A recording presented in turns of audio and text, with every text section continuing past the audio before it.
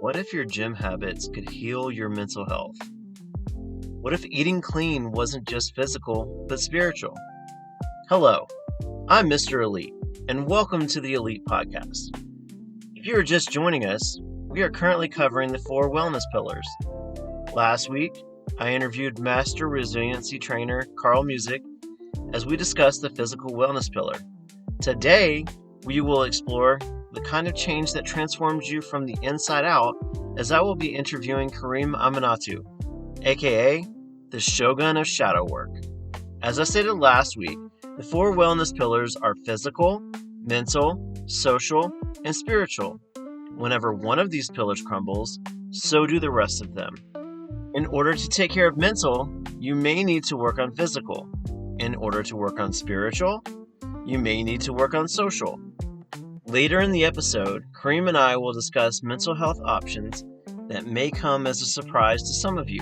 To others, you'll say, duh, yoga provides mental wellness. I also stated last week that this podcast has improved my wellness. I did not know how true that would be until Sunday morning when I decided to start eating clean and start working out. The process is exhausting, but all change is. The clean recipes are delicious and fairly inexpensive, especially considering the cost of takeout these days.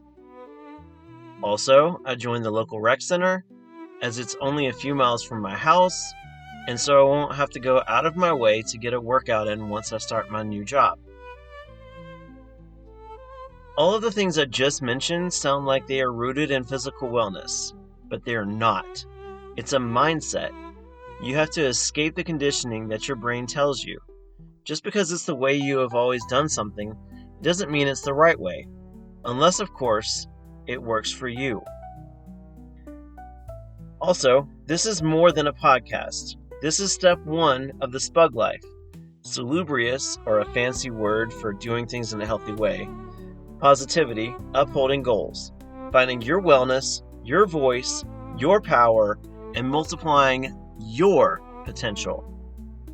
Just this week, I have discovered a few things about wellness that I feel fall into place here.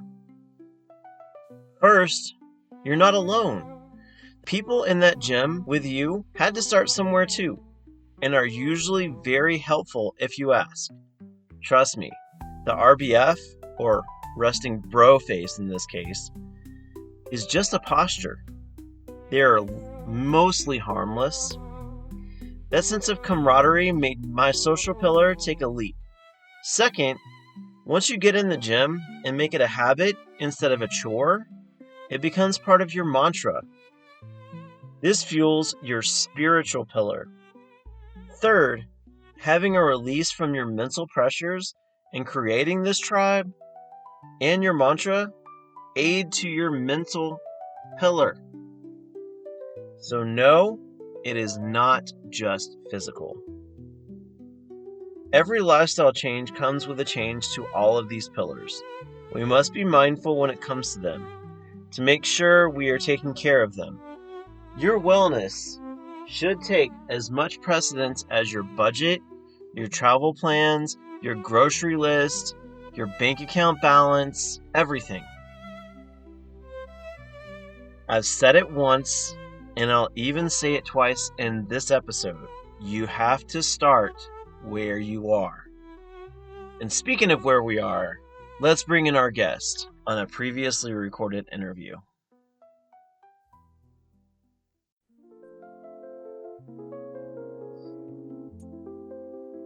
We are currently making our way through the 4 wellness pillars. My goal is to get someone with skin in the game on 3 of these. Joining us this week is Kareem Ahmenatu, aka the Shogun of Shadow Work. Welcome to the ALeeT Podcast, Kareem. Could you first let us know how you got that nickname, and then inform us of what your background is with regard to mental health? Well, thank you for having me, Lee, on your show. It was a pleasure to be here with you this evening. I just wanted to say that my name is Kareem Ahmenatu. I have been a certified shadow work coach and facilitator for the last almost 20 years. It's been that long.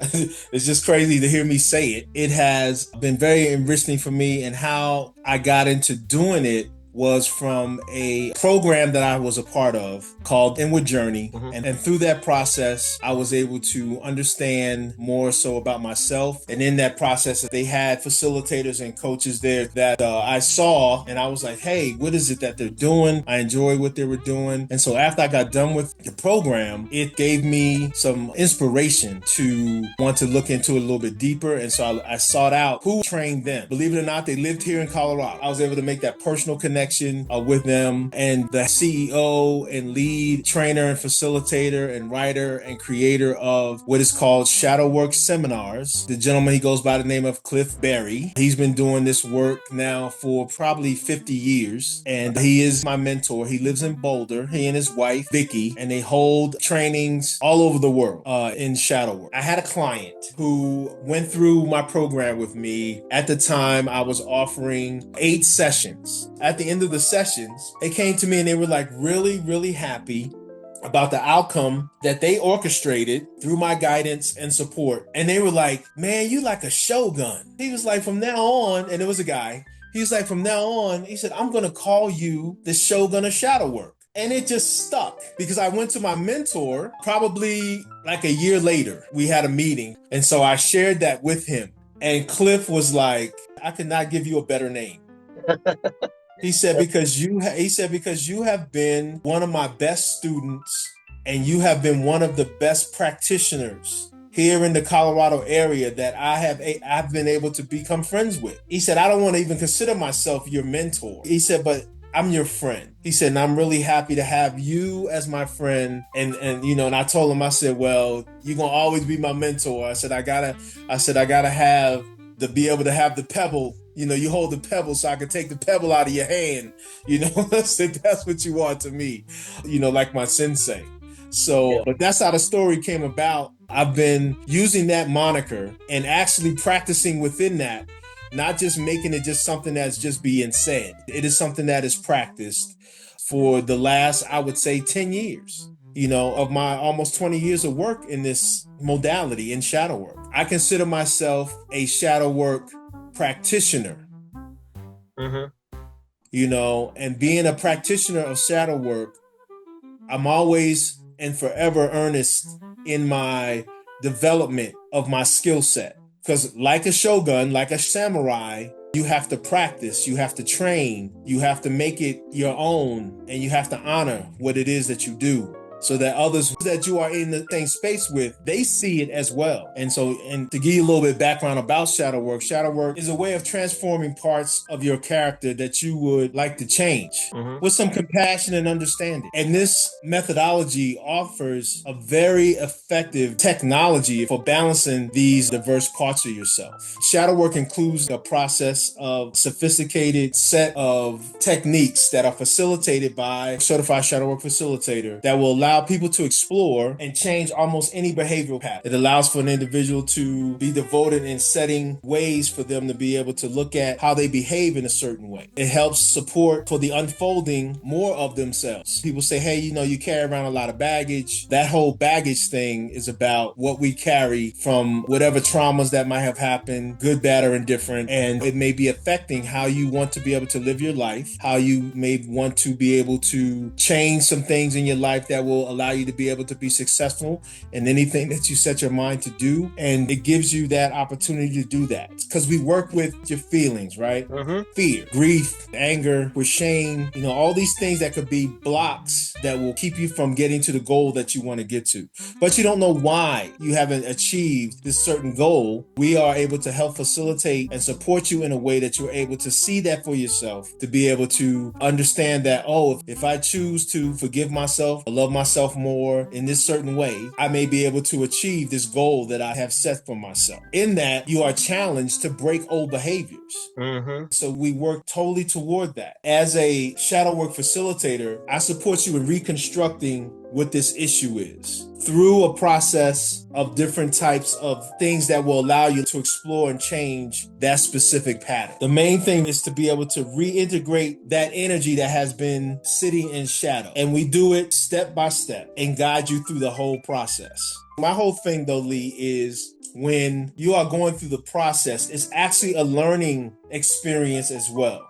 You're going through this process and it's only orchestrated by how you conduct the story, what it is that's troubling you, what it is that's bothering you, what it is that you want to look at about yourself. I support and allow you through the process and understanding that making a choice of what it is that you say that you want, what it is that you say that matters most to you will ultimately get you to the next level of where you want to be. That's shadow work, man. And I love it. I've been doing this work, like I said, for about 20 years with tremendous success. I have also been a student and a participant before I became a facilitator. So there's nothing that I have done or would guide you through that I have not done myself. That is actually outstanding because it kind of leads us into the first question. On episode 2 of the podcast, I broke down the stigma behind men's mental health. Why do you think that there is a stigma around mental health, specifically in America? Stigma is something where you are in a holding pattern or stuck in a certain way when it comes to a particular thing. So in mental health, there's historical contexts that go along with each individual.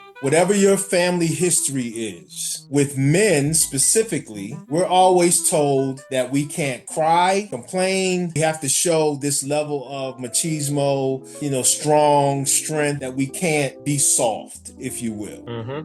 That permeates throughout society within our culture. So in the nuclear family, you have a mother and a father, 2 kids, and say a dog, right? The father, he's getting whatever was passed down from his father, and from his father thus and so. Not to cry, not to show weakness, always be strong. That creates the stigma. So when you get to men in regards to what mental health looks like for them, we get stopped. We get stuck and we'll say stuff like, well, nothing's wrong with me. But if you ask them a question like, well, why are you here? Why did you come to see me? Why are you in this workshop? And then they start to tell a story. Then the story actually equates to something that they may have not wanted others to see, but then they become this person that recognizes the fact that, oh, I do got stuff wrong with me. I've had this said to me many times. I wish someone had said these things to me or showed me these things a lot sooner. And what I say to them is, you start your process from right where you are. If you are willing to be able to begin now, we can start it now.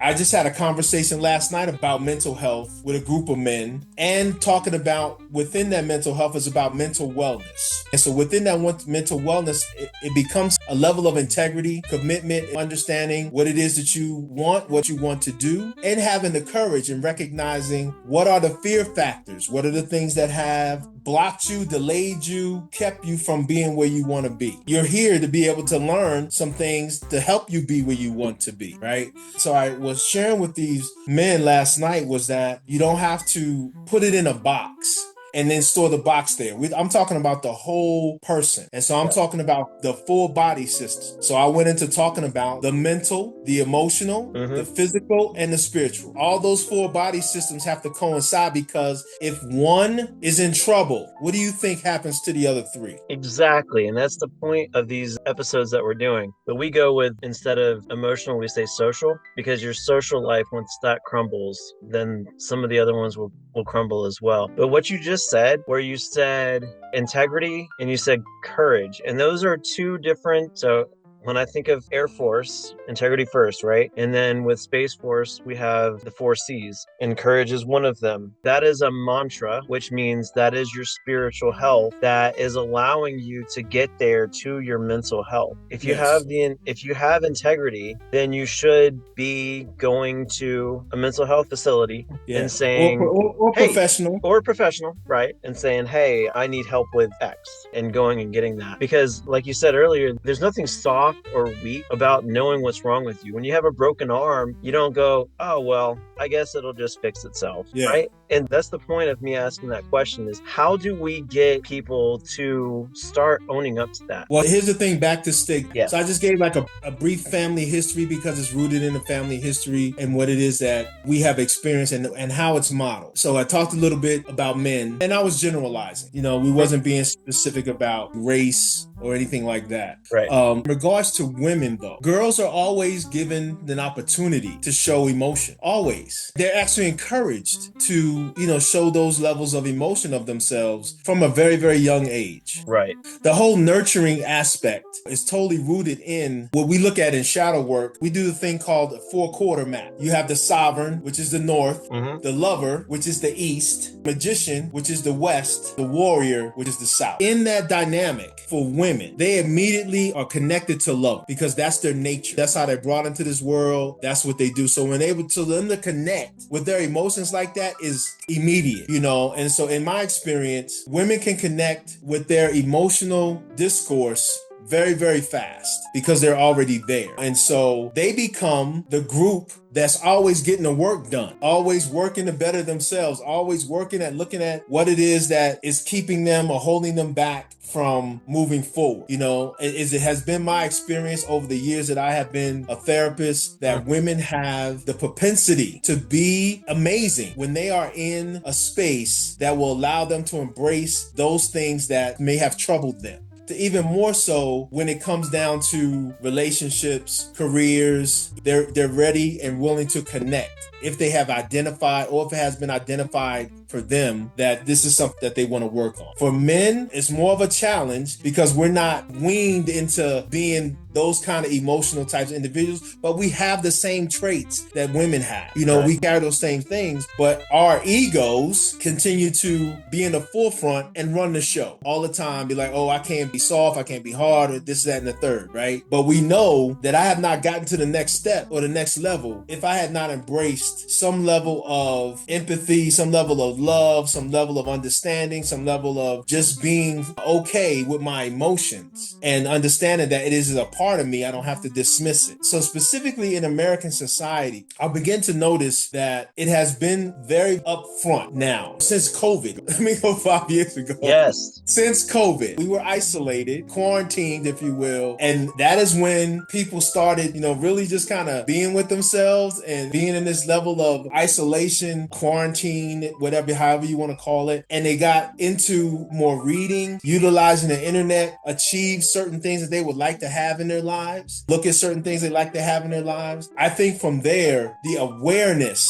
Lee, just really started to be more put in the forefront because not unlike your own podcast that you're having me be a guest on, there's been multiple podcasts where you have people speak out openly. They would say, I believe that everybody needs to have a therapist or a coach. I hear that all the time. And the ones who have actually put it into practice, the majority of them are women. Not to say that it's not men. Men do it. Men has spoken as well. But the majority is women. I think the stigma is really beginning to dissolve because we're unpacking these things that have caused this level of stigma. And in America, they may have not taken a step for themselves because they're not aware. It kind of feeds into whatever your fear factor is, whatever it is that is holding you, because they're fearful of the unknown. And some even more so are fearful of change. We can see that in our work life. Whenever something comes down with you always got somebody, well, we used to do it this way before,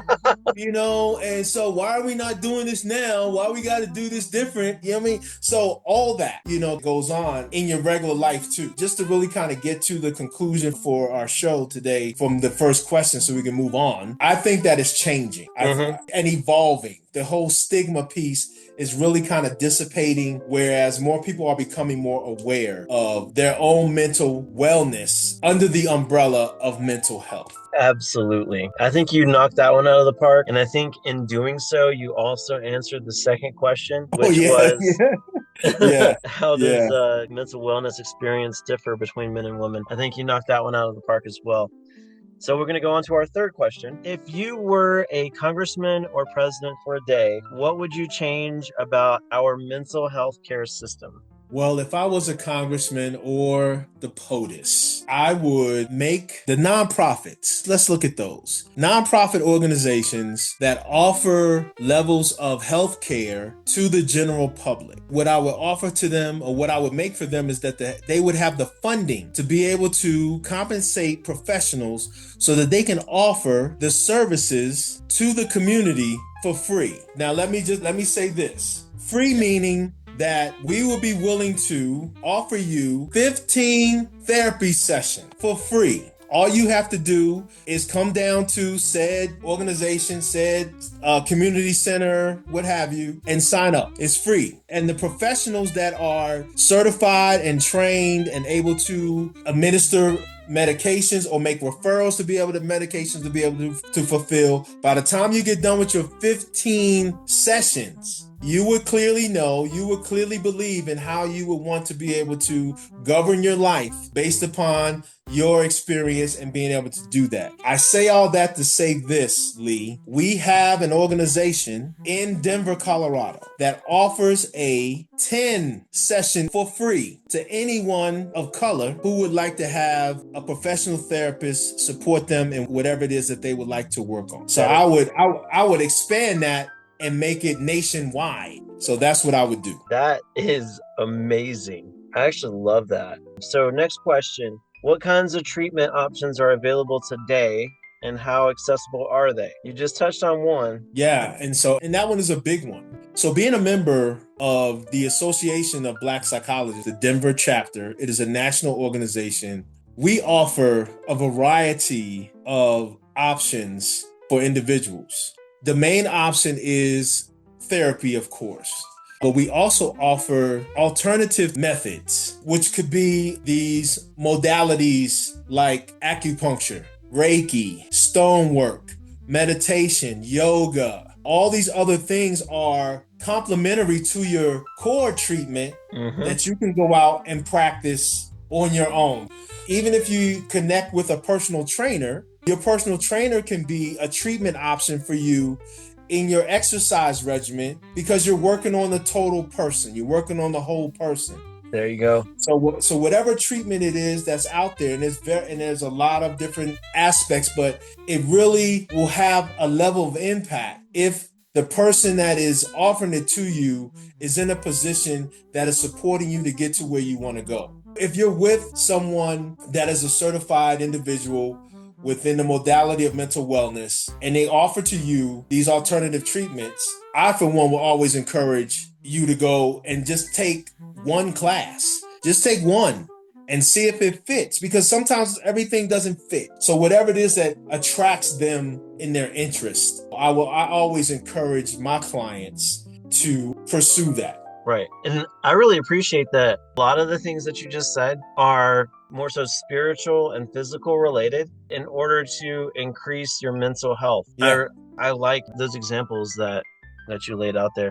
So next question, how can someone take their first steps toward better mental health, especially if they're nervous or unsure? I would say this, Lee, how a person can take their first steps is being able to trust and having someone in their life that they can trust, that will offer, that they can go talk to, that will support them and offer to them a way of being able to look at the support and the help that they may need towards getting better mental wellness. Whatever that may be. If they are nervous and unsure, but you first have to have somebody that you can trust, that you can talk to. And that person that's in your trust circle, that's your trust buddy, should be the one that you know that will be with you and ride with you as you go through the whole thing, because they're going to get some benefit from it too. That's the first step, is to have someone that you can trust, someone that you can talk to. We always get into situations, or we see situations where people are feeling alone. And when you're feeling alone, you detach. And so in the detachment, you create the unsureness of not making a step towards changing the things that may have been hindering you or impeding you from getting to where it is that you want to be. I had this one person tell me that their son felt alone. And this person was in their early 20s, the son. Right. they felt alone because they didn't get into a lot of the extracurricular activities that most of his peer group is into. Mm-hmm. And so I offered to the parent, is there someone in their life that they trust? Are you, as the parent, someone that they trust? They said yes. I said, well, if you're the person that they trust the most, then you can be the one that could be the catalyst for them to not be in a space where they feel lonely.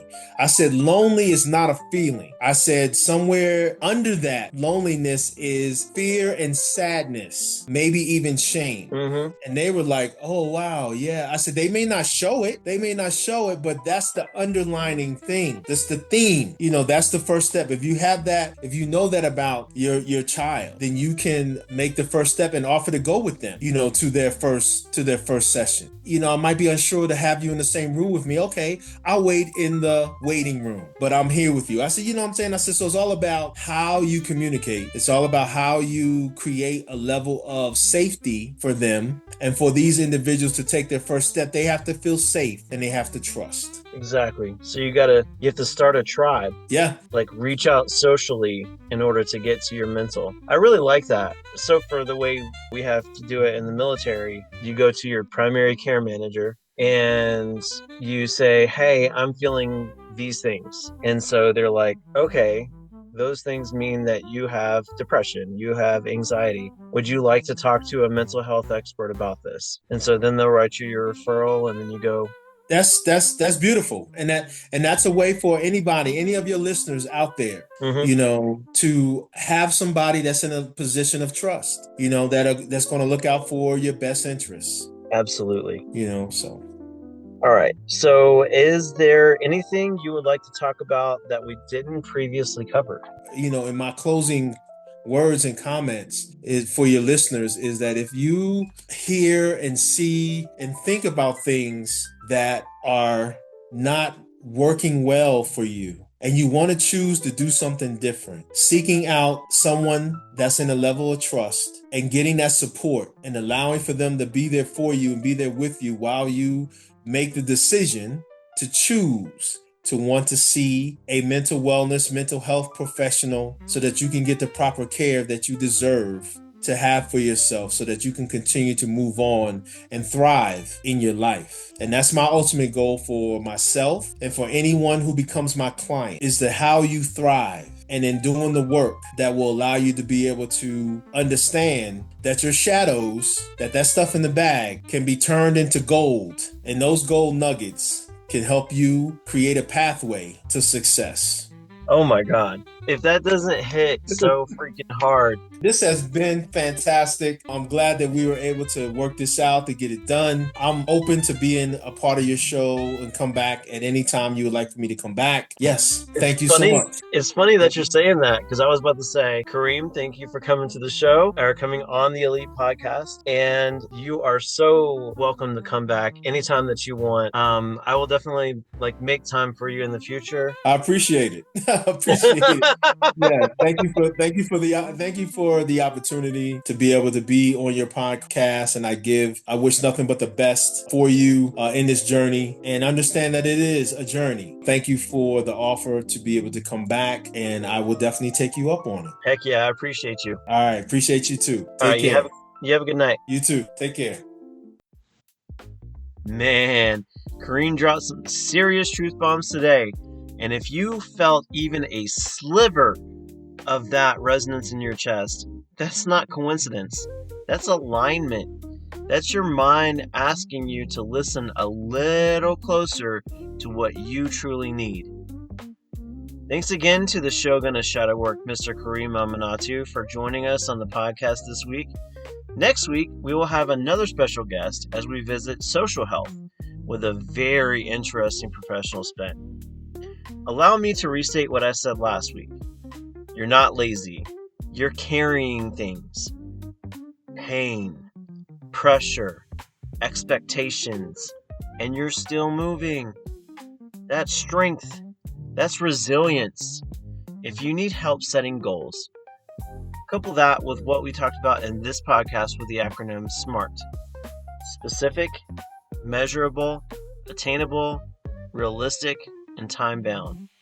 We will cover goal setting on a future episode, but for now, if this message moved you, please like, follow, and subscribe to this podcast, and follow me on Instagram at _ALeeT_podcast.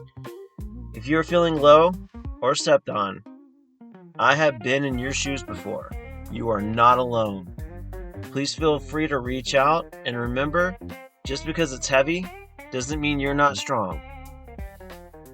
You are. Let's lift it together. After all, you are my tribe. Until next time, stay SPUG and ALeeT.